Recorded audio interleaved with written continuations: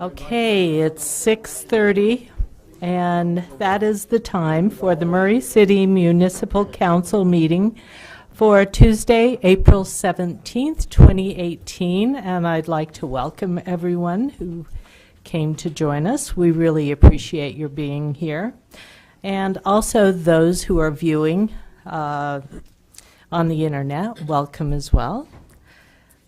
And if you would all please turn off your cell phones, and I'll do the same, and then we won't have any interruptions. So, great. For the opening ceremony, we will have the Pledge of Allegiance, and Brandon Tingy will be doing that. Brandon? Will the audience please arise? Please salute the Pledge of Allegiance with me. I pledge allegiance to the flag of the United States of America and to the republic for which it stands, one nation, under God, indivisible, with liberty and justice for all. Thank you. The audience may be seated.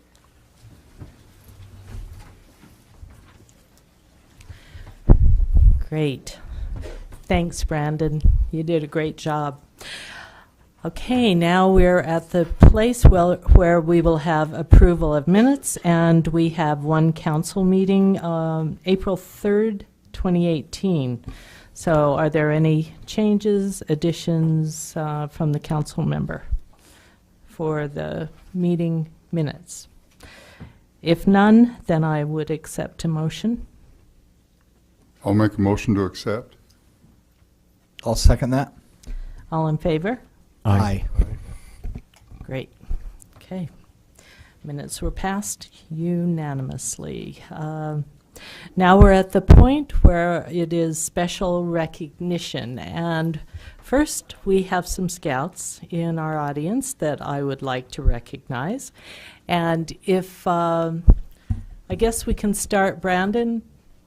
Would you like to state your name and the badge that you're working on and go down the row? My name is Brandon Tingy, and I'm working on my swing year badge. By the way, I'm Tim's son. Ah, you should be proud of that. And next to you is? Yes.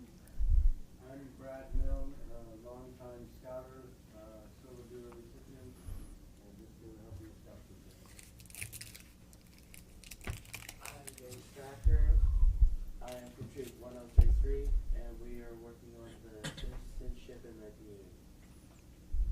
My name is Nathan Lewis, and I'm also working on the citizenship in the community. My name is Brian Lewis, and I'm the Scoutmaster for Troop. Great. Thank you. Appreciate your being here. And you can stay as long as you want. You can stay for the whole thing, or, well, it's up to your leaders. But anyway, hopefully you'll stay for the whole thing. Since Brandon admitted that he's Tim's son, you have to stay for the whole thing. Oh, good point. That's true. All right, we'll continue on with our special recognition, and we have 5.3.1 presentation of the 2018 Heritage Award to Marianne Kirk. Sienna Madsen will be presenting. Thanks, Sienna. Thank you for your time tonight.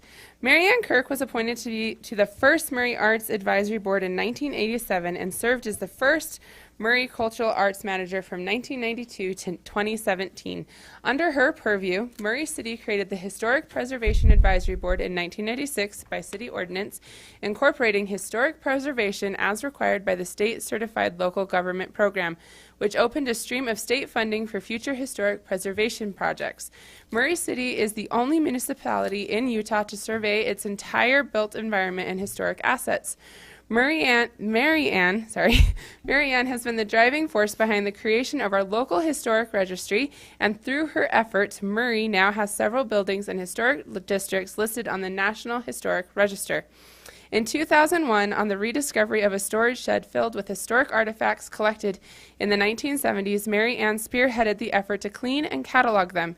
After the demolition of the smelter smokestacks, EPA mitigation monies provided funding to document the smelter and allowed the construction of a museum in City Hall. Overseen and organized thanks to Mary Ann and the History Board. Over the years, Mary Ann developed a great love for the city, its story, and its built environment. And I might add, she has encouraged that love in the rest of us as well. Thank you, Mary Ann, for your service. You'll be missed.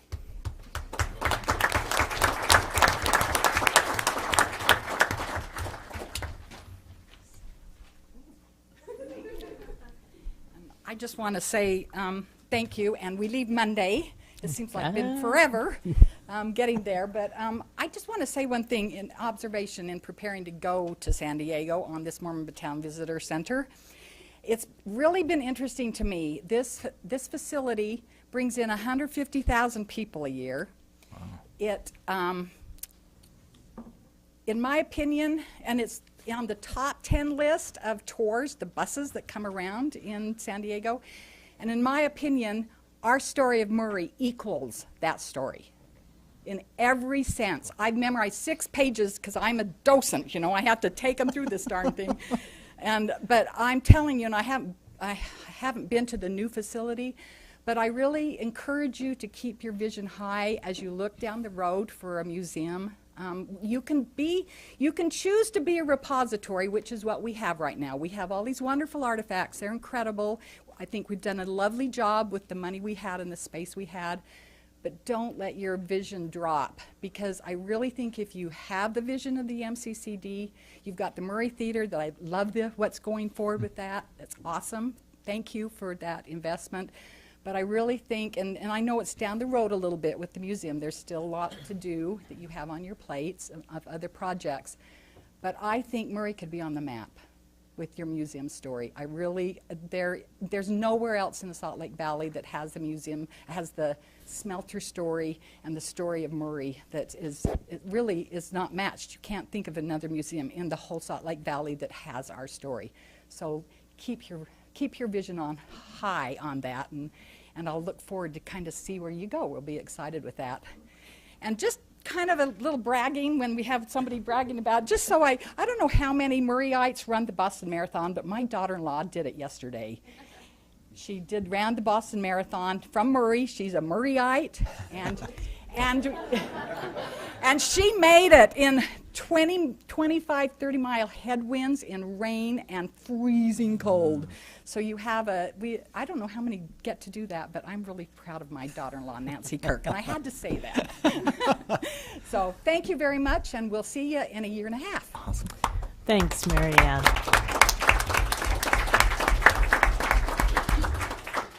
Thanks, Mary Ann. Okay, our next special recognition is Certificate of Achievement for Excellence in Financial Reporting from the Government Finance Officers Association to the Murray City Corporation. And we have Mayor Blair Camp presenting to Denise Stack. Mayor? Thank you. Before I do, I would like to just mention that one of our own Murray firefighters, Steve Roberson, ran the Boston Marathon also. Ooh, so wow. proud of him for that. Okay, I want to read this evening part of a letter that I received from the Government Finance Officers Association. It reads in part, "We are pleased to notify you that your comprehensive annual financial report, or CAFR, for the fiscal year ending 2017 qualifies for the Government Finance Officers Association Certificate of Achievement for Excellence in Financial Reporting. The Certificate of Achievement is the highest form of recognition in governmental accounting and financial reporting, and its attainment represents a significant accomplishment by a government and its management." I think we should really be pleased and proud of that fact. So I'd like to recognize our Finance Director, Denise Stack, and her staff this evening, Brenda Moore, and Nate. Is Nate here? Okay. And Joanne and Weena, are they here? Anyway, we want to recognize you. So Denise, will you come up so I can present this award to you? You made it. I made it. Anyway.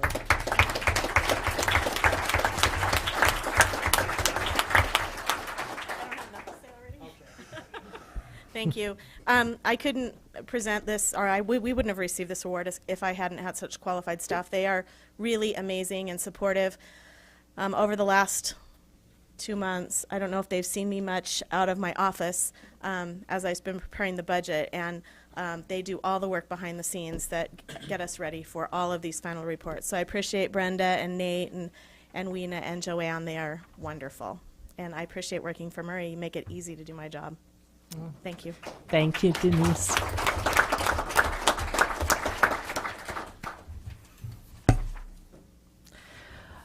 Okay, number 5.3.3 is to consider a joint resolution of the mayor and municipal council of Murray City, Utah, declaring Friday, May 4th, 2018 as Murray Arbor Day.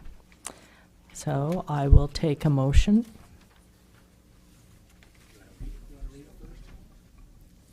Yeah, that's true. I guess we can read it, but before we present it, we need to make them. Okay. Yes, please present. Thank you, Mayor. Thank you. I'll read the resolution and then ask for your vote. Great. A joint resolution of the mayor and municipal council of Murray City, Utah, declaring Friday, May 4th, 2018 as Murray Arbor Day. Whereas Arbor Day is observed throughout the nation and even throughout the world on April 27th, 2018, as trees, wherever they are planted, are a source of joy and spiritual renewal. And whereas no exact value can be placed on a tree, as the true value is in the eye of the beholder, and the psychological, emotional, spiritual relationship between people and trees is far-reaching and complex. And whereas trees can reduce the erosion of our precious topsoil from wind and water, cut heating and cooling costs, moderate the temperature, clean the air, produce oxygen, and provide habitat for wildlife, as well as provide fun, shade, cover, and even safety for us and other living creatures. And whereas in preparing for the future, Murray City is committed to managing the confined spaces along streets and near buildings so we have a peaceful coexistence between trees, utilities, buildings, and people. And whereas Murray City's Shade Tree and Beautification Commission has as its prime objective the beautification of our city by promoting the planting and caring of trees and vegetation that will continually add beauty and value to our community, making it more enjoyable and desirable place to work and play and live. As a Tree City USA now for 41 years, which I might add is the longest of any city in Utah. We are reminded that Murray is a city without equal, and now, therefore, be it resolved that the Mayor and Municipal Council of Murray City do hereby declare Friday, May 4th, 2018 as Murray Arbor Day, and urge all citizens to support efforts to protect our trees and woodlands, to plant trees that will gladden the heart and promote the well-being of this and future generations while beautifying our city, and to join with us in our annual Arbor Day celebration held this year at the Murray City Amphitheater at noon. On what day? Friday, May 4th. Oh, on that day. Okay. All right. That makes sense. Okay. All right. And that is the resolution.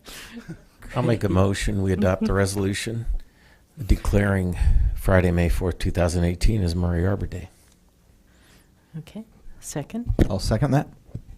Is there discussion on the motion?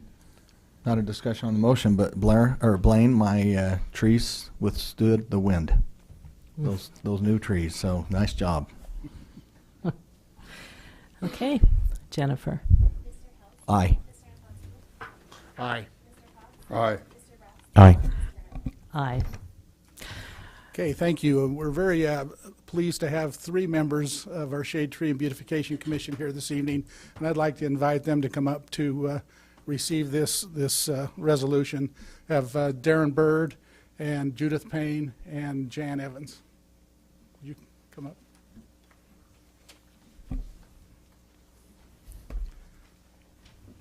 Thank you.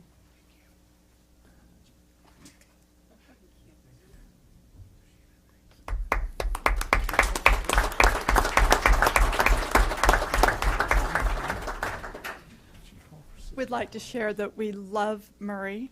We love the trees. We love our city. We love the cooperation. And during the year, we're able to do several activities, including the beautification of the lawns and the yards. We have Santa come, and we just have the best support from the best city in the whole world. Thank you so much. Thank you. We really do appreciate the service that we get from you and the other members of the Shade Tree Commission. Shade Tree Commission. This is the trade. Okay. Now we have a special presentation. Mayor, you probably shouldn't have sat down so quickly, because it is now Mayor Blair Camp's fiscal year 2018-2019 budget address.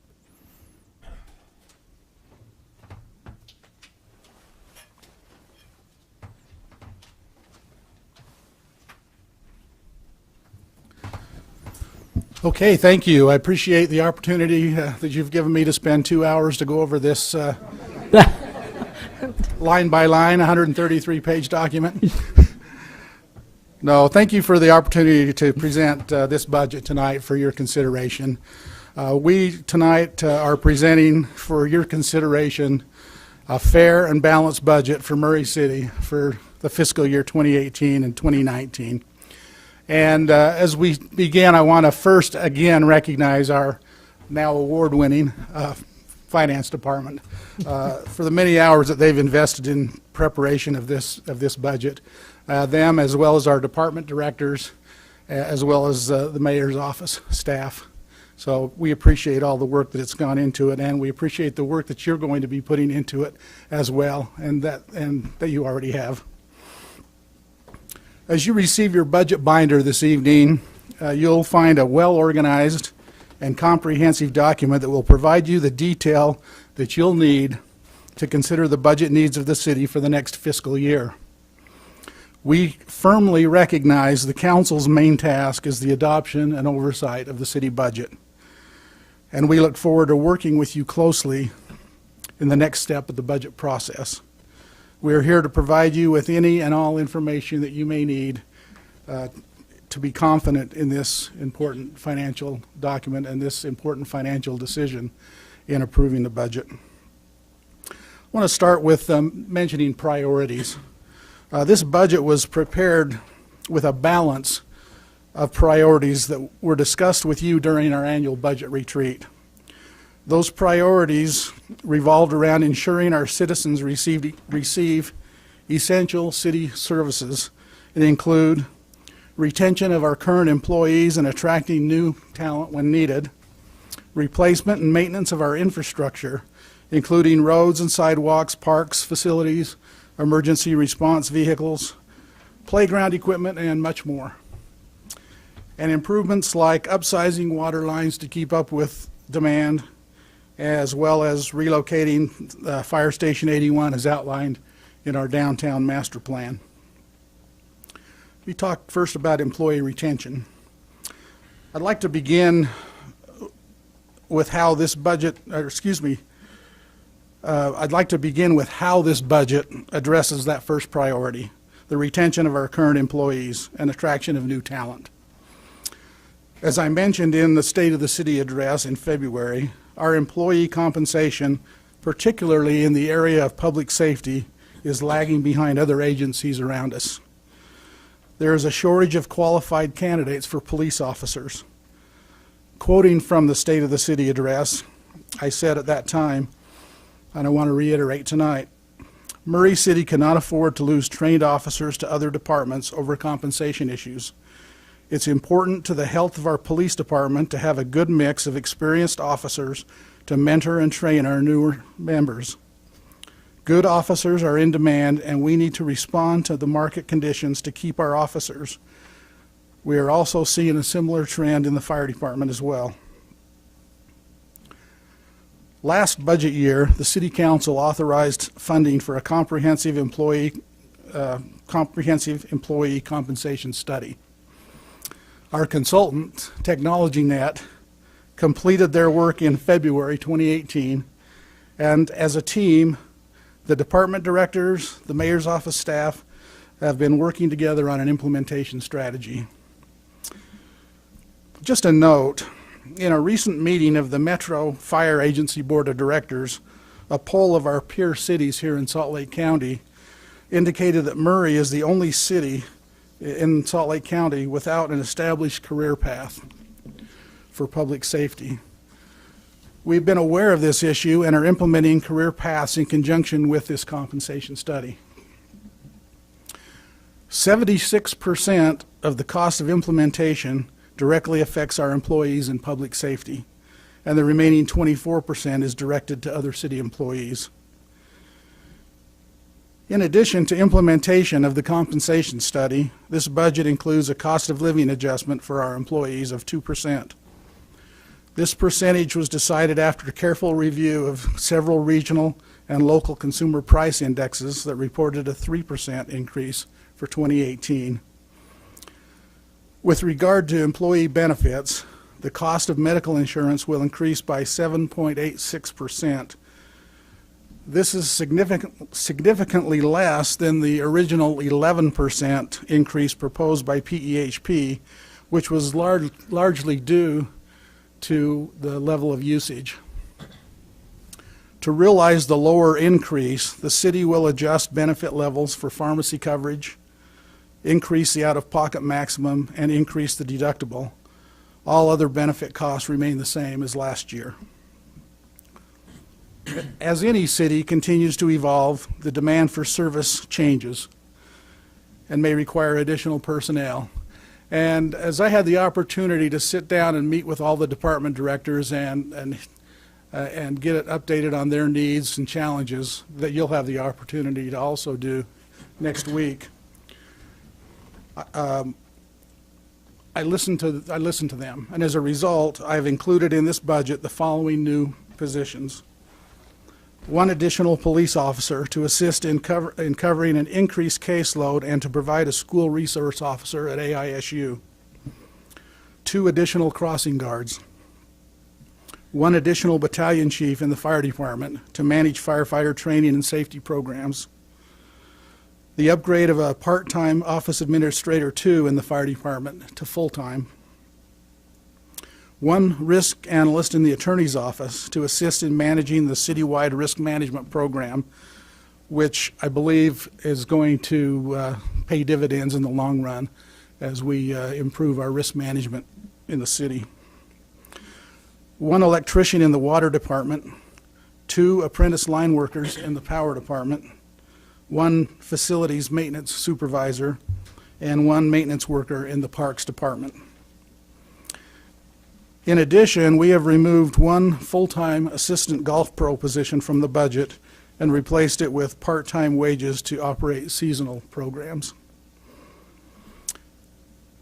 We believe we've worked hard to provide the city with a fair and reasonable program to balance employee retention, service capacity, and fiscal responsibility. I'm very pleased to note that this summer of 2018, we plan to begin construction of the new headquarters fire station on 4800 South and Box Elder Street. Debt service in this budget is increased by approximately $535,000 for the payment of the Series 2018 bond, which will pay for the design and construction of the fire station. I'll talk a little bit about capital improvement now.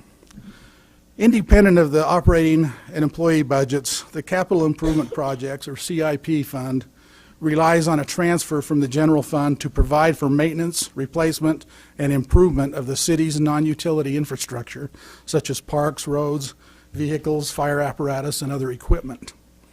The city's 5-year plan intends to contribute between $4 million and $5.4 million per year to the CIP fund based on annual funding strategy of the following. approximately $2.4 million a year for vehicle and equipment replacement, $1 million per year for road maintenance and infrastructure, in addition to the Class C funds that we receive from the state. $1 million per year for parks maintenance and improvements, $700,000 a year for facilities maintenance, $200,000 per year for golf course equipment replacement, and $120,000 per year for professional services such as plan updates. I believe as we work together with the CIP committee, and I appreciate Councilmember Turner and Councilmember Nikponski for participating in that committee. As we work together on the recommended project list, this strategy allowed us to provide a more balanced funding approach without concentrating on one specific demand. A detailed list of the projects recommended by the committee can be found behind the CIP tab in the budget binder. In addition, the CIP committee recommended several utility projects. The Power Department has scheduled $3.85 million in projects, including $2.5 million for the rebuild of the central substation on 4800 South. The Water Department has scheduled $2.95 million in projects, including well replacement and rehabilitation, upgrading water lines that are aged and undersized, meter replacements, and an updated master plan. These projects will be supported by the 6% water rate increase recently approved. The Wastewater Fund has scheduled $1.7 million in projects, including $1.2 million for the rebuild of the Walden Glen lift station. It also includes an additional $500,000 for the Central Valley Water Reclamation Facility, rehabilitation and rebuild per federal standards. These projects will be supported by a 5% rate increase that was approved earlier this year. The Stormwater Fund has scheduled $453,000 in projects, and after listening to the concerns of many residents over the past few years, I'm proposing that no transfer of stormwater funds to the general fund in this budget. All stormwater funds collected will be used for stormwater projects.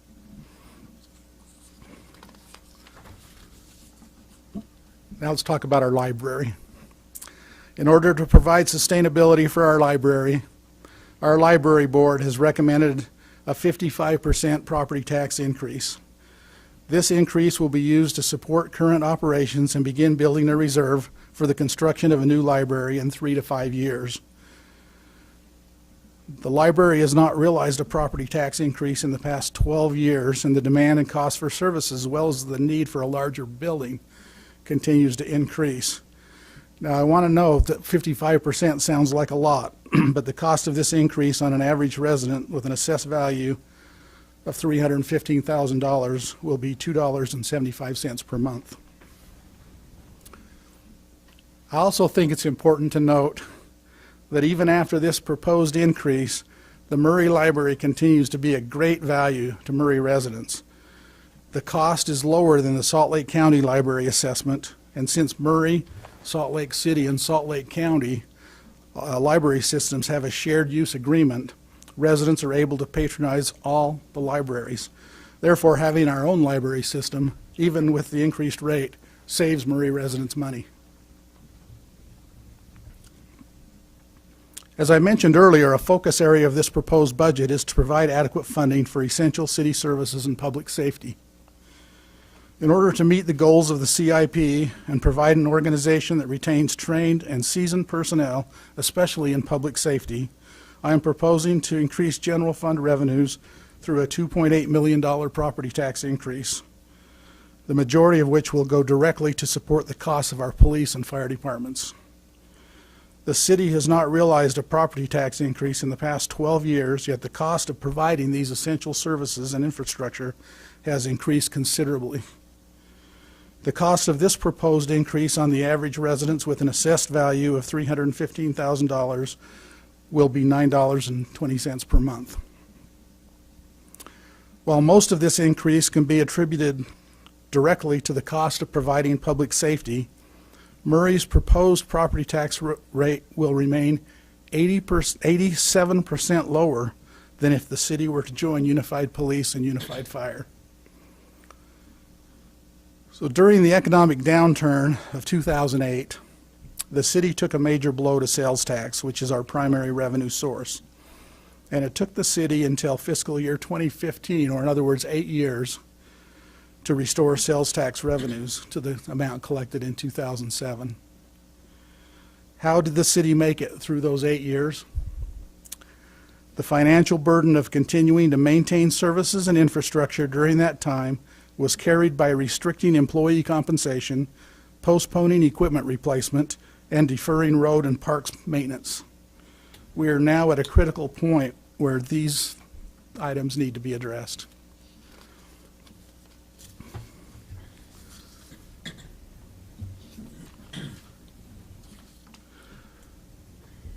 So after many hours of work on this budget document, we now place it into your capable hands this evening.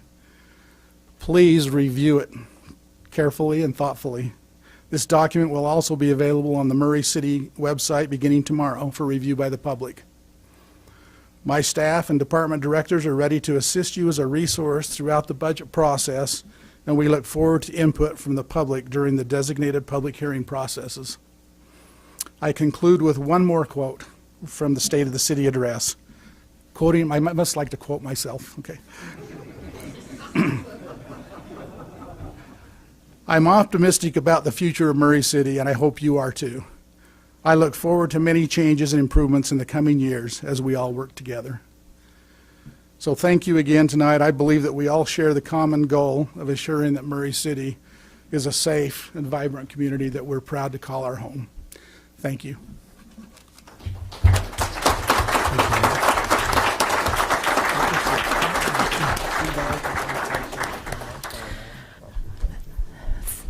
Thank you, Mayor. Okay, now it goes to the council to consider a resolution acknowledging the receipt of the fiscal year 2018-2019 tentative budget. And I would entertain a motion. What's wrong? Oh, didn't.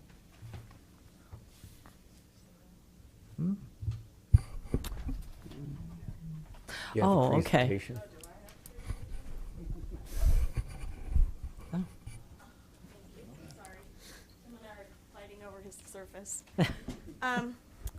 Thank you. As I've given your budget books to Janet Lopez, and she will hand them out afterwards. We were afraid you'd get distracted from the rest by reading the budget book.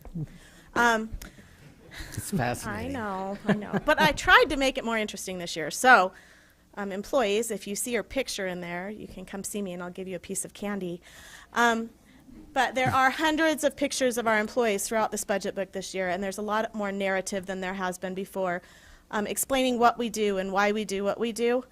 And also, there are fun facts throughout. And so I appreciate the department directors. I sent out an email and I said, I want to make this budget book more readable. And I said, so tell me about what you do and some fun things about them. And so there's quotes throughout the budget book as little picture quotes. Things like there are 17,600 internments in the cemetery. That's like a third of our city's population. That's crazy. I was like, there's that many people in the ground out there. Or that there's, I can't remember how many miles of power lines throughout the city, and that means you could lay a power line from here to Twin Falls, Idaho. So there's some fun facts in there. I hope that that helps us get through the budget. But more than that, we've put a lot of work into making sure that it was balanced, that it was fair and reasonable, and that we really addressed the priorities that the council gave us during the budget retreat and that the mayor was concerned about. And we've received a lot of feedback and support from the employees, and we know that you've been supportive of them, and they appreciate your attention sincerely. So thank you, and if you have any questions about the budget book, there's a table of contents at the front. Unfortunately, I am leaving out of town tonight for a conference, but I will be back Saturday, but I will answer emails at night after my classes. So if you have any questions, otherwise I would ask that you accept the budget document as it is and all 133 pages of its glory. And I have a thank question. You. Yes. When do you sleep? Yep. I said, when do you sleep? I know. I Ask my know. husband that. I'm telling you, you've been here a lot of hours. I'm here, and thankfully they allow me to VPN in so I can work until midnight and then sleep from midnight till 6. So it's good. You're good. But the mayor responds at like 10. Yeah, that's John pretty- Harris responds until midnight. Thank you. Thank you, Denise. Okay, now I'll take a motion. Okay, I'll make the motion that we adopt the resolution acknowledging receipt of the fiscal year 2018-2019 tentative budget from the mayor and the budget officer, and referring the mayor's tentative budget for review and consideration to the Budget and Finance Committee of the Murray City Municipal Council. Do we have a second? I'll second. Okay, is there any discussion on the motion? Yeah, I have one question. If memory serves, and it's getting kind of dicey these days, when are we going to adopt or set a date for the public hearing? Because usually we accept the budget, and I thought we also set a date for the future public hearing. You will we will do the reconciliation process with the Okay. council. Yep. And then following that, on May 12th, on that meeting, you will accept an amended tentative budget with the changes that you've proposed, if any. I'm hoping I got this right this time, but we'll see. But if you have any changes, we'll do it on the 12th of May. Then we will set the public hearing date for June 5th, and we will start the noticing at that point. And we will adopt a budget on June 12th. And since the mayor has proposed a tax increase, then we will go through the truth and taxation process. However, you will adopt a budget on June 12th with the assumption that all of the changes that you've made at that point are final. And then you'll go through the public hearing process, and you will hear from your constituents. And then you may have the opportunity to amend at a later date if you choose to. Okay. Okay. Okay? Any more discussion? So we'll be doing these, I don't know, you want to call them town hall meetings. That'll be after June 12th? Yes. Yes. And They're during actually the month of June, though, right? June and July, both. June But we and are July. we are skipping the weeks of the holidays so that we make sure that we have as much attendance as possible. They're Okay. set for 5? Say it again? Are there 5 of them set? There are 5 of them set on calendars, yes. So that will be meetings in each of the 5 districts for the public come and hear about the budget and ask questions and give us comments. Yeah. So we won't have taken a final action until after those meetings? Correct. Okay. Correct.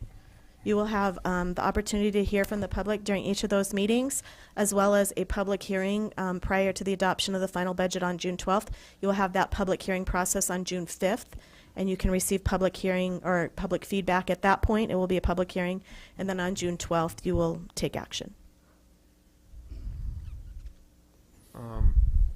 Okay, let me get this straight again. So the 5 district meetings, Are prior to June. they're well, prior to June Oh. 5th? No, they're not. They're after that. But you said we have the right to amend. I apologize, but you will have the right to amend. Yes, Okay. in August. All right, in August? Mhm. All right. Yes, we will have public hearings that will occur in August prior to that action date. And that date for that public hearing, we won't know because Salt Lake County sets those so that all entities that have any increases will not overlap. So that every resident has the opportunity to attend as many of those hearings as possible. Okay. Further discussion? Okay. Jennifer, would you take the roll, please? Aye. Aye. Aye. Aye. Aye. Okay. Thank you. Now we're at the time for citizen comments. And so if there are citizens that would like to address the council, there is a limit of 3 minutes. And just for your information, this is not time for the public hearing. We do have 2 public hearings, or yeah, I think there's 3. three public hearings. So anyway, so this is the time for citizen comments. for citizens to address the council?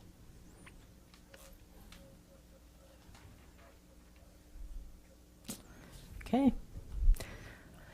Seeing none, then we'll go to the consent agenda. We have none. And now we'll go to the public hearings.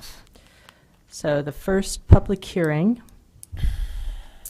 is, let's see, to consider a resolution declaring the property located at approximately 5832 South Murray Parkway Avenue, Murray City, Salt Lake County, State of Utah, as surplus, and authorizing the exchange of the surplus real property with Ivory Homes for a proposed pedestrian footbridge improvement to be located in the immediate vicinity of the surplus real property and to be constructed and installed at the expense of Ivory Homes. Okay, Kim Sorensen will present. Thank you. Let me just explain a little bit about the property. So the property is located directly west of the Jordan River and adjacent on the north side of I-215. The city owns approximately 6 acres there. We acquired the property from UDOT, or the state of Utah, back when they put in I-215. It was property that they didn't use for I-215. So we currently own 6 acres. Ivory Homes has proposed exchange of the property for a pedestrian bridge that would be located adjacent to the current property. They would pay for the cost of putting in the bridge and also securing permitting for the bridge. After the construction of the bridge would then become Murray City's property.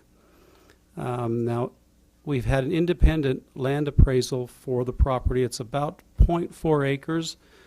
And that appraisal, which the city ordered, came in as the property value at $55,000, or approximately $3 per square foot. Ivory Homes provided us with specifications for a 10-foot wide bridge. Their cost estimate for the bridge is $212,000. I have verified the cost of the bridge with a different bridge provider. The city engineer, Trey Stokes, has looked at their estimate for the bridge, and I've also contacted an outside architectural firm to ask them the cost of building the bridge. And based on all three of these and Ivory's estimate, we believe and know that the cost of $212,000 is an accurate figure and right in the ballpark. So the cost of the bridge is about 4 times the cost, the value of the property. So you're aware, the Parks and Recreation Advisory Board did give the recommendation of surplusing the property, and in exchange for the bridge, a positive recommendation. Should the council approve tonight's resolution, then the city staff, along with the attorney's office, will put together an agreement with Ivory Home for exchange and construction of the bridge. Now, you may have some questions about the bridge and the surplus of the property. The property is currently earmarked on the Parks and Recreation Master Plan, which was done in the 1990s as a softball field. Because there's a residential area going into the north of the property, we no longer believe that that would be the best use of the property. It is our intent and hope to look at the property, assuming we have funding for a master plan in next year's budget, to look at that and determine what is best for the property. But staff, and again, the Parks and Recreation Advisory Board, believes that if we were to surplus about a half of an acre, we would still have 5.5 acres left, which would give us enough land to build a neighborhood park or possibly other park amenities. To give you a good reference of that, Southwood Park on the east side of Murray, and then Hidden Village Park on the west side of Murray, both of those parks are about 3 acres, so we would still have enough land to do a neighborhood park or some other type of parkland with the property. Any questions? Are there any questions from the council? Has the city engineer also looked at the design of the bridge and signed off on it? Well, he has looked at their proposal, and in the agreement we will be able to work with them on the design of the bridge, on construction of the bridge, and make sure it's up to the city's satisfaction. But what they have given us is a bridge that we like. It's a 10-foot wide bridge. It's a concrete base. And yeah, the bridge that they are recommending is more than adequate for our purpose. Thank you. And you said Trey gave his... Trace Oaks has Our city looked at engineer. their estimate and what they are proposing and has given his stamp of approval on that. Okay, thank you, Kim. Thank you. Is there a sponsor or an applicant who would like to address the council?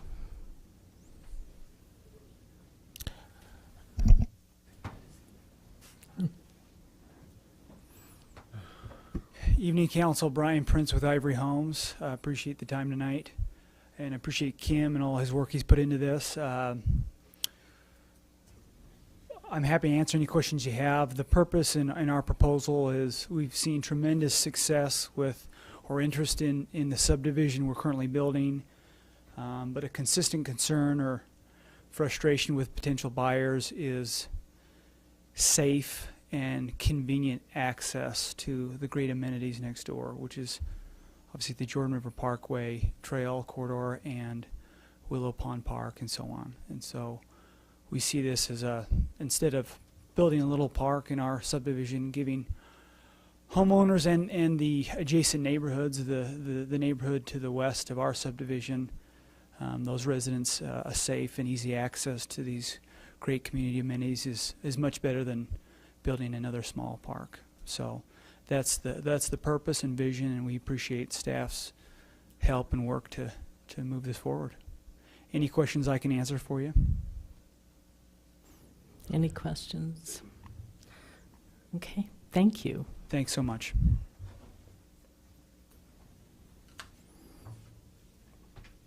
Okay, now I will open this for public comment.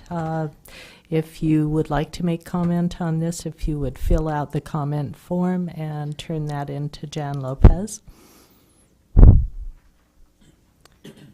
Do we have anyone who would like to make public comment? Okay. Seeing none, then I will turn it over to the council and consider a motion. Oh, first of all, I guess I need to close the public comment period. Okay, now I'll turn it over. I'll move that we approve a resolution declaring the property located at approximately 5832 South Murray Parkway Avenue, Murray City, Salt Lake County, State of Utah, as surplus and authorize the exchange of the surplus real property with Ivory Homes for a proposed pedestrian footbridge improvement to be located in the immediate vicinity of the surplus real property and to be constructed and installed at the expense of Ivory Homes. Do we have a second? I'll second. Okay, and we have a motion and a second. Is there discussion on the motion? Okay, Jennifer? Aye. Aye. Aye. Aye. Aye. Okay, thank you. The motion passes. Now we'll go to public hearing number 2, which is to consider an ordinance enacting Chapter 17.173 of the Murray City Municipal Code establishing a business park zone. Tim Tingey is presenting. Council members, this item was discussed multiple times with the Planning Commission. On February 15th, they provided a recommendation which is forwarded to you. It's a recommendation of approval of this zone. Just a little bit of background. As you're aware, last year we adopted the general plan. The general plan establishes future land uses in the city. There were 2 new future land uses that were different than our previous land use elements that were considered. That's the professional office and business park. This one that you're considering right now is the business park zone. This map shows the areas where future land uses are to be designated for that. The majority of this is more in the light blue areas along I-15. This is I-15. Those light blue areas are designated as the business park zone. So tonight we are not considering a new zoning defining the boundaries of this. The future land use map does that.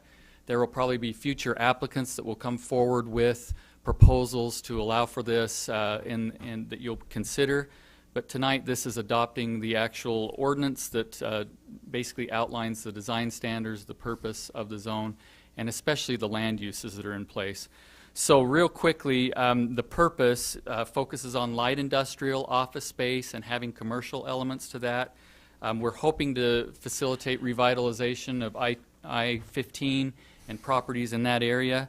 The land use classifications focus primarily on light industrial, professional office, commercial type uses in more of a campus-oriented setting is what we're hoping will occur in this zone. There are standards for conditional uses, the types of uses that are allowed, and I will just say that the Planning Commission really went through each of the land uses, provided great input on what they felt was appropriate and not appropriate for this zone, and that's what you see in this product that they recommended. In addition, there are height elements, maximum height standards if it's located within 100 feet of a residential zone. That is 35 feet. If it's beyond 100 feet, there's a cap of 50 feet. And then beyond that, there are other landscaping and design standards. So based on this, the public input at the Planning Commission, the Planning Commission is recommending approval and staff is recommending approval of this ordinance. I'm happy to answer questions. Are there questions for Tim? Okay. The city is the sponsor, so we will open this for public comment. If there's anyone who would like to comment on this to the council, now's the time. Okay. Seeing none, I will close the public comment period and send it to the council for a motion. I'll make a motion. We enact the ordinance. We adopt the ordinance enacting Chapter 17.173 of the Murray City Municipal Code establishing a business park zone. Do we have a second? I'll second that. Okay, is there a discussion on the motion? Okay, Jennifer, would you call the roll? Aye. Aye. Aye. Aye. Aye. Okay, the motion passes. Now we'll go to public hearing number 3. And that is to consider an ordinance enacting Chapter 17.174 of the Murray City Municipal Code establishing a professional office zone. Tim Tingey once again. Just for clarifications, in case you're not aware, my son's here tonight, Brandon. Just thought I'd mention That's that. a proud, My wife's here too. So. That's a proud son and wife. So as mentioned, this item was mentioned in the last public hearing. This item was considered by the Planning Commission. They, as I said before, they really went through the land use proposal and also outlined and really went through the uses that were allowed in this zone as well and provided a lot of great input in that. They considered it on February 25th, as I mentioned, and forwarded a recommendation of approval. So there may be some question about this. Once again, this is not creating any area yet. There are already designations. If you look at this land use map, the dark blue are the future land use designations for this professional office zone. The majority of these are along I-15, but there are also some elements along State Street. And we do have a general office zone right now. We also have a residential neighborhood business zone. This is different from that. The general office facilitates development more close to residential areas. There's buffer requirements, height limitations, pretty specific height limitations. This zone provides for more intense uses for professional offices. So you see along the I-15 corridor, that's an important area where these will occur. Some of the sites like the Security National site, that would be located in this type of zone where there's more intense professional office development with more scale, more height, and allow for a different mix of uses. So based on that, the land use classifications, you have those elements, primarily include professional office services, but more intense elements of that. There's also conditional use permits allowed in this zone as well. Regarding the height limitations, there is the same type of height limitations. If they're located within 100 feet of a residential zone, you have a 35-foot height limitation. Within 100 feet, 50-foot height limitation. But if they go beyond 300 feet, there aren't height limitations, 300 feet from a residential zone. So based on that, in addition, there's parking, landscaping, setback elements that are included in the code. Once again, the Planning Commission provided recommendation of approval, and I'm providing that same recommendation from staff tonight. Happy to answer any questions. Thanks, Tim. Any questions for Tim? Okay, the city is the sponsor, so we'll continue on to the public comment period. And we'll open it for that. If there's anyone who would like to comment on this, now would be the time. Okay, seeing none, I'll close the public comment and send it to the council for a motion. I'll make a motion we adopt an ordinance enacting Chapter 17.174 of the Murray City Municipal Code establishing a professional office zone. Okay, do we have a second? I'll second. Great. Is there any discussion on the motion? Seeing none, Jennifer, would you take the roll? Aye. Aye. Aye. Aye. Aye. Motion passes. We have no unfinished business and no new business. Now we're to the mayor's report. Thank you. Just a couple of items briefly. In case you didn't notice, yesterday was kind of a windy day. Yeah. And we were actually very fortunate to have only had two very limited area power outages yesterday that were caused by the wind.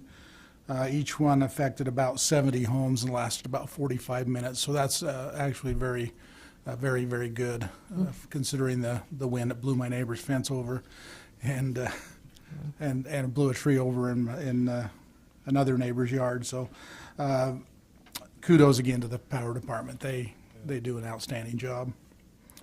I just wanted to let you know too, in case you get any calls, the streets division has begun the slurry sealing of the roads, thinking it was spring. They obviously today postponed that, but they're focusing initially on a few areas east of Fashion Place Mall and in the Erickson Dairy area, but we'll continue working as weather allows.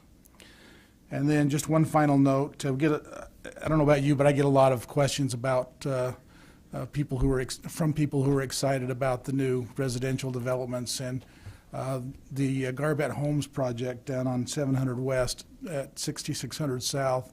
The site work is well underway. If you've been by there, they're doing quite a bit of moving dirt and preparing that site. So hopefully we'll be seeing some more activity down there over the next few months.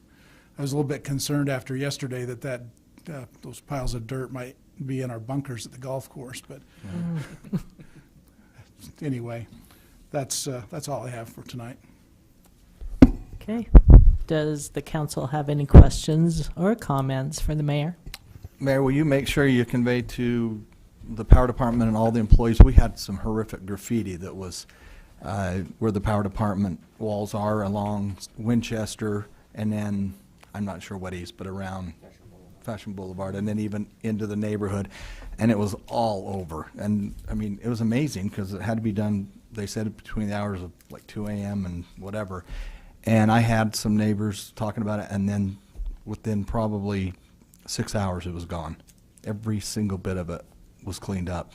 And So kudos to Kim Sorensen and his crew. thank you. It was like, it looks great, and the neighborhood was thrilled. So Yeah, that is a high priority for us to get on that and get rid of it. thank you. Thank you for noticing. Okay, we are adjourned. Again, thank you for joining us. And Scouts, thanks for staying the whole time. Kudos to you. That's great.